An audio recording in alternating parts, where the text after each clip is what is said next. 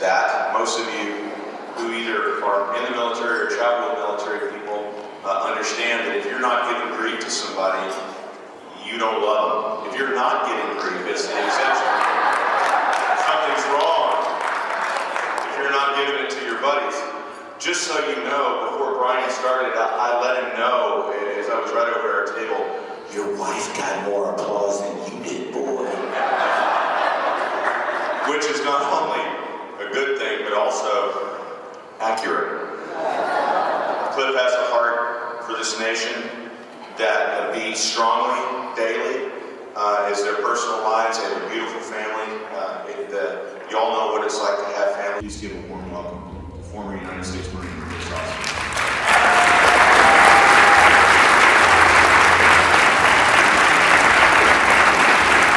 It don't take too long.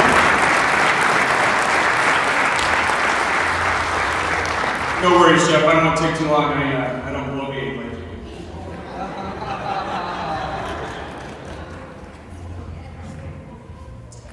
In the military, we have a saying, no one gets left behind. Unfortunately, in the civilian world, it doesn't always work out that way. And tonight, we're here to change that. Just like many other glorious organizations are doing throughout the United States and right here in this very metroplex. Our goals are ambitious, but then our veterans deserve nothing less. Nothing less but our best efforts. There's no time to set the bar low when they have consistently set the bar so high. Those of us here tonight cannot make life better for all veterans, but we can do our best to make life better for the veterans here in North Texas. Life better for those veterans, one veteran at a time, one step at a time, and yes, $1 at a time.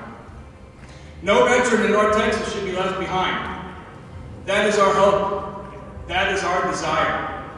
And most importantly, that is our mission. But this mission has no finish line.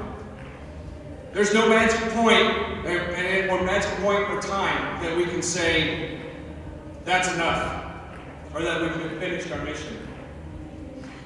You know, when I was in the Marine Corps, there were some humps that I thought would never end. Several of you, I'm sure, have experienced that same thing. You go on and on and on, step after step, mile after mile. And as grueling as those may have been, they do end. Just as I'm sure several of you have similar stories here tonight. After trudging through the mud and the muck, after our limbs felt like they were on fire and that we could not go one more step, we would finally reach camp.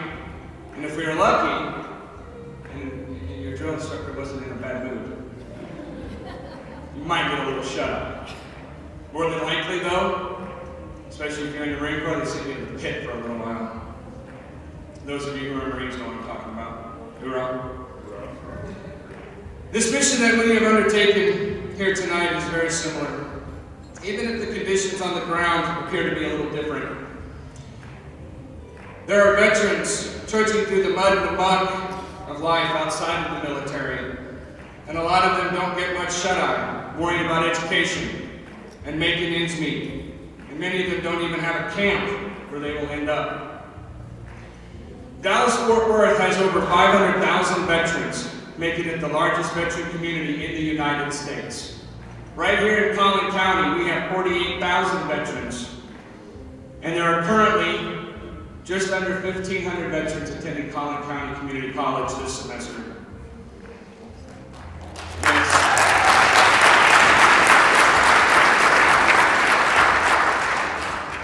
With the longest period of war in our nation's history coming to a close, the military is entering a period of downsizing. We can expect those numbers to only increase in the next 2 to 3 years. NTXMA is dedicated to all of our veterans, no matter when they served. However, there is a story that I'd like to share with you this evening that drives home the challenges that we're currently facing. In this last spring semester, there was a young veteran attending Collin College, got out of the military, enrolled in school, As we see all too often, this gung-ho young veteran had everything set and his life after the military all mapped out. The one thing he had not accounted for was the time it would take for his GI Bill to kick in. What ended up happening, to make a long story short, is he ended up losing his apartment. And true to form, he did not want to ask anyone for help, because let's face it, as military members, we're used to being the tip of the spear, and we are used to being the ones helping others, not asking for help. We're not accustomed to it, and we don't like doing it. This young man was living out of his car and cleaning up in the sprinkler systems on the campus before school started, before anybody arrived on campus in the mornings. The campus police were bringing in coffee in the morning to help him get his day started. Our veterans, the ones who have fought for us, have sacrificed for us, have bled for us, from any generation, should not have to worry about where they're going to lay their head at night, especially while they're trying to better their lives. This should be unacceptable to the American people. It's unacceptable to the North Texas Military Association. And we want to be a safety net so those veterans and those types of stories are not happening on our watch here in North Texas.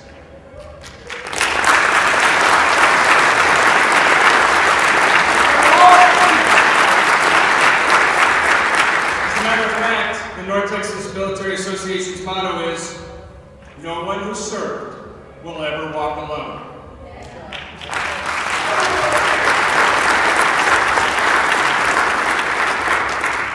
The unfortunate truth is that we have our work cut out for us. Consider the following.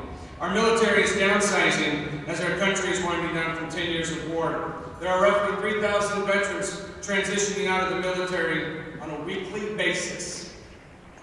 We will definitely have our share of those here in North Texas. At any time, there are roughly 800,000 veterans attending public colleges here in the United States. Sadly, between 70 and 80% of those will drop out before the first year is over, and only 3% will graduate. Think about that for a minute. Only 3% of these veterans, these warriors, these men and these women who have fought for us for the last 10 years since the War on Terror, they've earned their education, and they won't get it. These numbers are appalling, but once you take a step back and look at why, what you find is that they have an uphill battle like none they've ever faced before. They're in a different peer group in school. Those other kids going to school, those 17, 18, 19-year-old kids, they don't know what it's like to live in a fob in Afghanistan for 18 months, eating MREs 3 meals a day, hoping they can get some mail, wanting to see somebody, another human being, hoping that you don't, because you might have to shoot them. They don't understand that. These veterans are also dealing with battles ranging from PTSD, TBIs, disabilities, and just the simple thing that we call life. Life, kids, husband, jobs. They have all of this going on. It makes college is hard enough, ladies and gentlemen. Let's face it. A number of us in here have been to college, we know. That's a tough thing to do in and of its own, to deal with all these other outside issues that you have. These men and women, they've earned their college education, and stopping short of completion should not be an option. We must do everything that we can do in our power to ensure that we give them the proper motivation and support they need to get them through to the other side. We clearly have our work to do, so how do we accomplish this mission? Well, I'm glad you asked. First, we are establishing the first-in-the-nation mentorship program, partnering experienced veterans with young veterans. NTXMA saw an unmet need within the numbers that I previously stated. There are established organizations that help with housing, school, medical, financial needs, those who are disabled, have TBIs, PTSD. However, there's no organization that's using veterans to mentor other veterans. We will be partnering our young warriors with more experienced veterans. This means these mentors will be from the veteran community, business leaders, community leaders, civic leaders, and people who are just care about our young veterans. Let's be honest, no one knows what these young men and women are going through or can relate with what they're going through more than somebody who's walked in their shoes. There's an established rapport between these two groups, a pre-established trust. Second, we realize we cannot do this alone. We need not only assistance from those of you who are here tonight, but from others who couldn't be here. I ask you to leave here this evening as a messenger and help spread the word, either through your peer groups, your church groups, veterans organizations, friends, families, sharing our emails, Facebook, sharing our tweets. How many tweet? Let's be honest. That's our problem. Tweet. And then I need you to go out and encourage others to do the same. I alone am but one voice, but with your help, the NTXMA message will resound loud and clear from Rutherford to Forney, Sherman to Waco, and all points in between. This is our area of operation, and all veterans within our area are our charges. Third, we need assistance from other organizations. We need not compete with them. We need to complement each other. By helping each other, we find resources that are needed. We can better serve the veteran community at large. By strengthening and enlarging the safety net, we are sure to catch veterans if they fall. But that's not enough. The tragedy is that the resources are available and many veterans just don't know. Our goal would be to encourage veterans on the front end so that we can mitigate problems on the back end. If we only look to serve the needs that are visible, we may fail to serve the needs that are invisible. And it's likely we may be too late by the time it's needed. Fourth, we're developing strategic partnerships such as the ones we've developed with the Frisco Sunrise Rotary Club. We'll be able to accomplish more than we could on our own. For example, if you live in Frisco, the Frisco will drive around and I'll find out if you're part of this program or not.